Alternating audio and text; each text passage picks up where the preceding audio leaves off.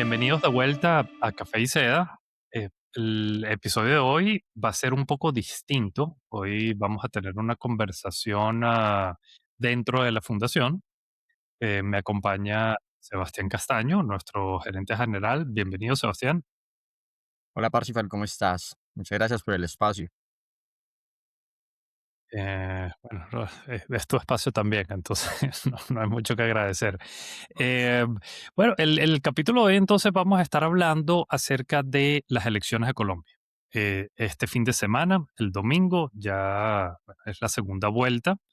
Ya estaremos hablando de los candidatos, pero el objetivo es analizar un poco dónde estamos en la política exterior colombiana, en el contexto electoral y, bueno, hacer un preámbulo frente a las elecciones del domingo, qué podemos esperar de la política exterior de ambos candidatos. Pero antes de entrar, sí me gustaría hacer un pequeño repaso de qué vimos en la primera vuelta, Sebastián. O sea, dime qué cosas te llamaron la atención a ti y bueno, ya después brincamos a los dos candidatos que quedaron. Bueno, en materia de política exterior, en todas las propuestas, por lo menos de los 5 candidatos más fuertes y los más opcionados, hay una tendencia que creo que igual es histórica de enfoque hacia los Estados Unidos, ¿no? Propuestas muy puntuales, ya sea de reconstruir esas relaciones que se deterioraron un poco en esta administración, como también eh, analizar o replantear la posición que teníamos con los Estados Unidos con relación al narcotráfico, ¿no? Con relación a China, llama bastante la atención porque esta es la primera vez, aunque de manera mínima, que se aborda en ciertas campañas el tema del país asiático en las propuestas. Esto pues no había pasado, no había ocurrido antes en virtud de que no solamente Estados Unidos, sino también Venezuela eran pues los temas que lideraban las propuestas en materia de política exterior. Entonces creo que ahí hay unos temas importantes de tener en cuenta o que llaman la atención en esta oportunidad. Sí, eso que mencionas, yo francamente, bueno, siendo venezolano y bueno, conociendo a fondo las relaciones entre nuestros países, sí me llamó muchísimo la atención que si bien estuvo presente el tema de Venezuela, por lo menos cuando lo comparo con las elecciones de hace 4 años, donde Venezuela estaba al centro de la conversación, porque bueno, hilaba entre política exterior y política doméstica. En esta ocasión no, sí, no figuró mucho. Yo en parte se lo atribuyo precisamente a la intervención estadounidense y eso conecta con, bueno, la profunda relación, la histórica relación que Colombia ha tenido con Estados Unidos. Entonces, como ya saben que hay un tercer actor que es muy importante para Colombia, que triangula la relación con Venezuela, que asumo que ninguno de los candidatos quería, bueno, decir algo que vaya a complicar las relaciones con Estados Unidos en un nuevo periodo presidencial. Pero bueno, ahí no me estoy alejando del tema. Entonces, bueno, quedaron dos candidatos, Abelardo de la Espriella y Iván Cepeda. Em, ¿qué hemos escuchado hasta ahora de los dos? Política exterior general y después, bueno, lo aterrizamos en el caso particular de China. Claro, por el lado de Iván Cepeda, podríamos decir que en materia de política exterior se enfoca no solamente en lo que él llama una política exterior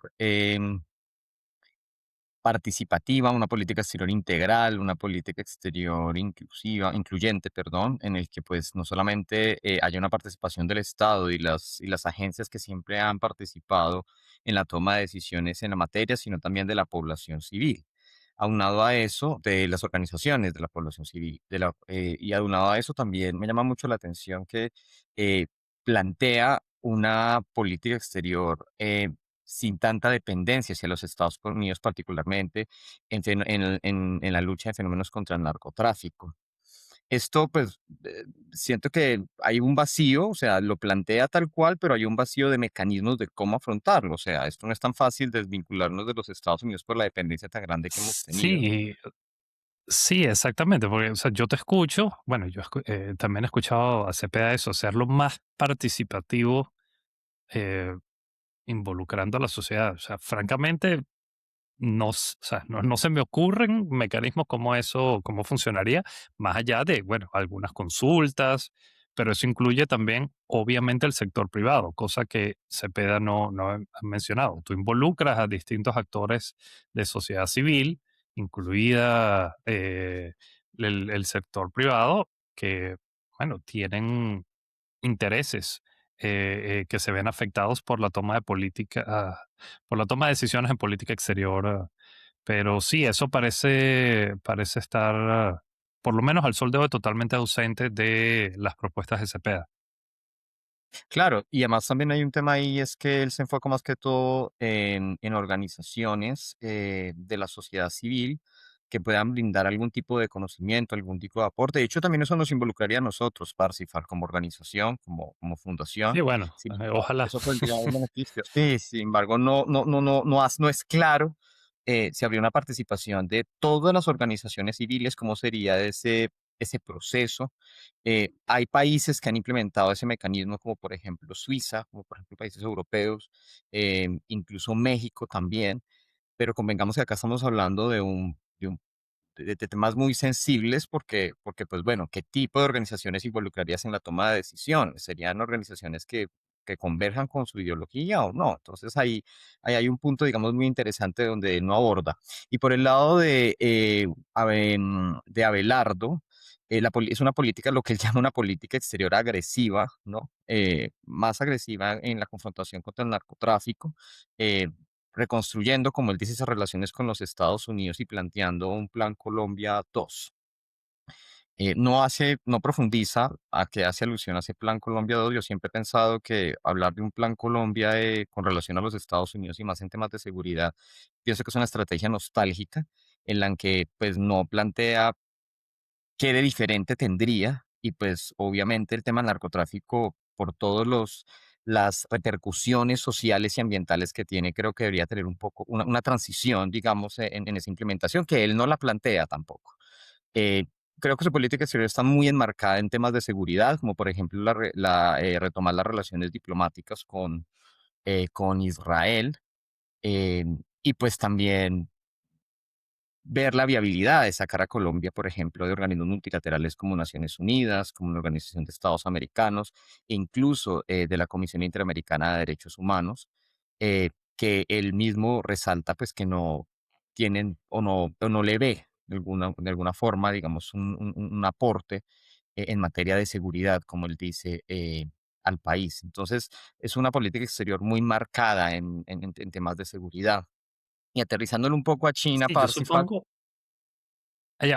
Perdón que te interrumpa, Sebastián, pero antes de entrar a China, sí, es que como que es comprensible, dado su base electoral, esto que mencionas, la nostalgia, o sea, el Plan Colombia, por lo menos por un sector importante de la población colombiana, eh, remonta a eso, un rol fuerte del Estado en la lucha contra el narcotráfico y bueno, o sea, veo perfectamente el alineamiento con, bueno, esta retórica súper agresiva de Abelardo en materia de política doméstica, particularmente frente al narcotráfico. Y bueno, es comprensible que en una campaña electoral tú siempre atraigas los puntos de política exterior hacia una política doméstica. Entonces, bueno, hay algo pensado ahí exclusivamente hacia bueno, hacia su base electoral, que es a quien le está hablando directamente. No creo que con o sea,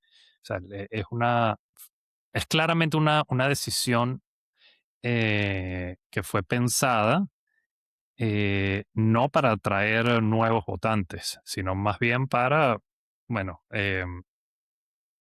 como diríamos en inglés, double down en sus propuestas que lo llevaron a ser la sorpresa de las elecciones, el outsider, como hemos visto en muchos otros casos. Claro, pero lo de los votantes sí tiene un punto importante ahí, porque siento que el tema de Colombia, el tópico de seguridad ha sido bastante, es un tema sensible para nosotros los colombianos, para muchos sectores que se han visto afectados por décadas. Entonces, creo que esa nostalgia no únicamente tiene vacíos en su propuesta, por lo menos como lo plantea, pero más allá de eso también tiene un punto ahí de enganche con la población, ¿no? Es decir, la gente añora también esa época de política, llamémoslo agresiva, para afrontar el tema de seguridad. Entonces, yo creo que Bueno, es un una de sector, esas vamos a frases de estar claros. populismo, exacto. Es una de esas Sí, frases sí, de pero esa, o populismo sea, estamos cruel. hablando de un sector drásticamente distinto al que le habla Cepeda. Cepeda atiende Totalmente. el tema de seguridad, pero está atendiendo a este otro 50% de la población colombiana, porque básicamente casi que está dividida mitad y mitad. Sí, claro, él atiende más a un sector social, un sector, digamos, rural, un sector étnico, un sector de derechos, de personas que cuyos derechos pues no han sido válidos, han sido minorizados, digamos, en su narrativa por el Estado. Entonces, claro, son sectores totalmente distintos a los que los apuntan, eh, y con enfoques y temáticas distintas, porque pues uno aborda el fenómeno de la afectación social y ambiental, y otro aborda el tema de seguridad y de empresa. Entonces, sin lugar a dudas, pues están hablando de cosas distintas, al menos en lo que se relaciona a las prioridades que le dan en materia de política exterior. Sí, bueno, ya dependiendo de quién quede, eh, al- a los dos le va a hacer falta la otra mitad, porque no puede, claramente no puedes atender temas de seguridad sin tomar en cuenta el factor social y viceversa. No puedes únicamente atender el factor social sin eh, bueno, entender la parte más, digamos, material de la seguridad y la cooperación internacional. Pero bueno, eso sí, eso es otro tema. Em, entonces, China, ¿qué han dicho ambos? Bueno, no mucho. De hecho, nada. Sí, por lo menos en la narrativa de Iván Cepeda se ha hablado de retomar a China o abordar el tema de China desde un enfoque de de la diversificación comercial. Por el lado de Abelardo de la Espriella, pues no ha habido mucha información sobre el particular. De hecho, de su parte, en su narrativa no ha habido mucho. Aquí es importante que una cosa en las elecciones, para analizar las campañas es, por un lado, lo que está escrito de las propuestas puntuales y otra cosa es la narrativa, que eso es uno de los puntos que ha sido criticado mucho Iván Cepeda, porque pues en sus propuestas, no solamente en política exterior, sino también en seguridad, dicen que, y bueno, haciendo una lectura también profunda, converge perfectamente en su descripción a las propuestas de Gustavo Petro hace 4 años, pero la narrativa es totalmente distinta. Entonces, por eso a eso me refiero. Tanto Iván Cepeda como Abelardo en su narrativa y como en lo que está escrito no abordan mucho China. Sin embargo, por el lado de Abelardo, por lo menos en su fórmula presidencial, José Manuel Restrepo, él se ha hecho algunos pronunciamientos y me tomé la molestia como de revisarlos un poco, em, sobre la necesidad de revisar bien el acuerdo que firmó el gobierno de Gustavo Petro el pasado 14 de mayo, del año pasado, más bien, en el foro de China, CELAC, donde tuvimos la presidencia pro tempore.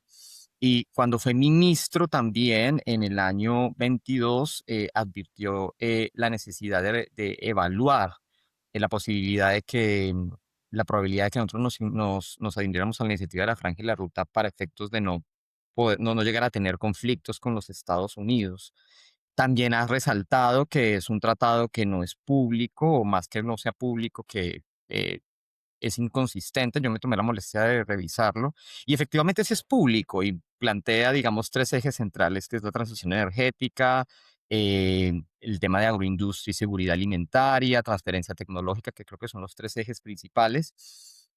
Entonces, pues tampoco es que no sea público y no haya como claridad sobre el particular. Eso es lo Sí. que han Ah, manifestado actualmente. y además no es vinculante, que es una, o sea, me llama la atención, no, que vamos a revisar esto cuando o sea, más allá de un comunicado público entre eh, ambos gobiernos, hay cero forma de, bueno, no hay vinculación legal de ningún tipo, por ende no sé qué tanto haya que revisar, si te soy sincero.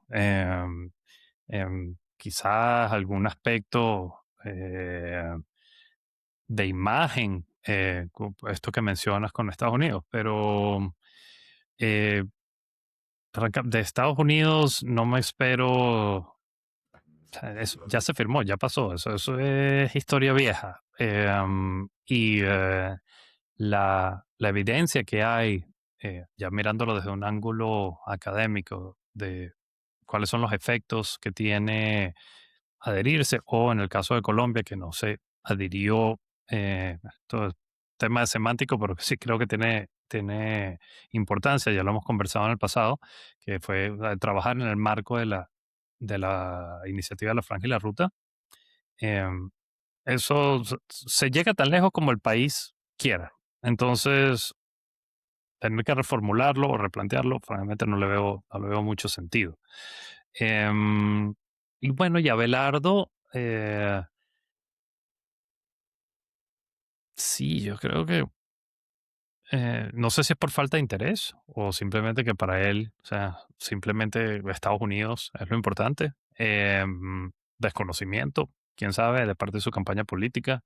Eh, no sé qué lectura le das tú.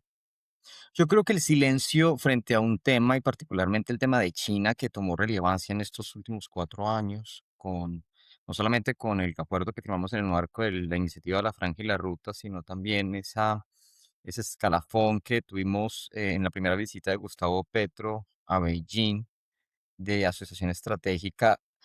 Creo que es bastante importante para obviar, y en una campaña electoral, Parsifal, no necesariamente el silencio implica no adoptar postura. Convengamos que si bien China no es tema de FARC, no es Estados Unidos, no es Venezuela, que genera tantas emociones en la población colombiana, yo creería que en el escenario un telón de fondo que, si bien no se percata mucho, está ahí. Entonces, creo que el silencio también habla mucho de eso. Sí, por lo menos Iván Cepeda lo ha tocado algo, José Manuel Restrepo también en su background, en su experticia, en su experiencia como funcionario público también. Sin embargo, el análisis que yo hago de ese silencio creo que es un poco estratégico para los dos. Por un lado, Iván Cepeda ha sido categorizado por muchos colombianos y de oposición a sus cimientos ideológicos como un comunista. Creen que el país se va a convertir en un comunismo. Convengamos que, si bien China no es el comunismo de Lenin, del que tanto estamos acostumbrados en este hemisferio, es un país, digamos, de corte autoritarista, y pues está el comunismo chino. Hay No, poco y, y conocimiento de. tienes, y tienes el fantasma y tienes el fantasma de Venezuela. Tienes el fantasma de Venezuela al lado, entonces creo que no es estratégico adoptar mucho en sus propuestas para Iván Cepeda el tema de China. Ese es el análisis que yo veo. Obviamente, en su narrativa es romper con los Estados Unidos en bastantes cosas, o moderarlo, distanciarse un poco, adoptando el tema de la autonomía, porque él sí adopta el tema de la autonomía con los Estados Unidos, que hemos perdido en bastantes aspectos. Sin embargo, ahí hay un tinte también profundo, como hay un trasfondo, perdón, en donde uno puede ver que, pues, ¿cuál sería la otra opción? Pues China, ¿no? O sea, pero no lo va a mencionar. Yo siento que es más algo estratégico. Por el lado de Iván Cepeda, de Abelardo de la Espriella, perdón, siento que también hay una estrategia y hay una posición en donde él es consciente como empresario que, si bien China, no tenemos endeudamiento con China y no tenemos esa dependencia como tienen otros países latinoamericanos, como por ejemplo Venezuela, y lo sabes tú más que nadie, eh, sí hay muchas pequeñas y medianas empresas que dependen de China. Hay en sectores puntuales que son simpatizantes de Abelardo de la Espriella, que tienen fuertes nexos comerciales con China. Por ejemplo, el sector de transición energética, el sector de minería, por ejemplo, el sector de infraestructura. Obviamente es un tema que, si bien estos sectores convergen con una derecha exacerbada, una derecha recalcitrante como la de la Espriella, son sectores que tienen relaciones comerciales con China. Entonces creo que también ahí hay un juego de estrategia en donde también toca eh, adoptar con guante de seda el tema de China, porque es un tema que, pues, si bien tiene un enmarque ideológico que es sensible para la población colombiana, como puede ser, como se puede ver afectado Iván Cepeda. También tiene un componente comercial importante para Abelardo de la Espriella, en donde pues creo que no sería como pertinente profundizar. Entonces, sí, viéndolo desde esa óptica de análisis, podemos ver que la polarización también se extrapola al tema de China, ¿no? Y que también genera como estrategias. Por ejemplo, lo puedes ver por el tema de Abelardo de la Espriella, y que lo ha resaltado en repetidas oportunidades José Manuel Restrepo, el déficit comercial que hubo el año pasado con relación a las importaciones de China, con relación y contrastándolo con nuestras exportaciones al país asiático. Muchas de esas importaciones fueron de materia fueron O basadas sea, en la manufactura. comparación entre el déficit con China y el comercio con Estados Unidos. Totalmente, grande. Es decir, estamos hablando de, con China fueron más de, o sea, importamos más de 1.800 millones de dólares. Imagínate eso, con relación a representando casi un 28% del total de las importaciones versus las importaciones que tuvimos de los Estados Unidos, que creo que fueron como del 20%, 21%, si no estoy mal. O sea, eso fue histórico. Hay alarmas frente a eso, pero lo que mencionaba con el tema de las empresas es que parte de esas importaciones fueron temas de manufactura que, y eso está en bases de datos, esa manufactura pequeña eh, es solicitada, es parte de esos insumos de las pequeñas y medianas empresas. Entonces hay un componente empresarial importante que yo creo que, eh, a mi parecer, a mi lectura, puede ser un poco estratégico para Abelardo de la Espriella no abordar. Bueno, en esa nota, Sebastián, muchas gracias. Estaremos de vuelta el día lunes con otro capítulo corto, precisamente para ya, bueno, profundizar un poco más cuando tengamos los resultados de las elecciones presidenciales. Muchísimas gracias, Sebastián. Nos vemos el lunes. Por supuesto, hay que seguir hablando de esto. Gracias.